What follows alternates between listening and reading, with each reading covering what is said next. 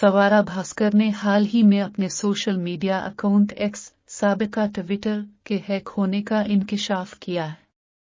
रिपोर्टों के मुताबिक सवारा का अकाउंट रिपब्लिक डे के मौके पर ज़ाती तस्वीर और पैगामात पोस्ट करने के बाद बंद कर दिया गया था, जिस पर उन्होंने फौरी सवाल उठाया। सवारा भास्कर ने अपने इंस्टाग्राम अकाउंट पर चंद तस्वीर शेयर की, जिनमें उनको एक्स की जानिब से मौसूल होने वाले ईमेल नोटिफिकेशन दिखाए गए हैं। उन ईमेल्स में बताया गया कि उनके अकाउंट से बगैर इजाज़त एक डेलीगेशन इनवाइट भेजी गई है, जिसे किसी नामालूम शख्स ने कबूल कर लिया है। सवारा ने अपनी पोस्ट में लिखा है, मेरे एक्स अकाउंट को हैक कर दिया गया ही।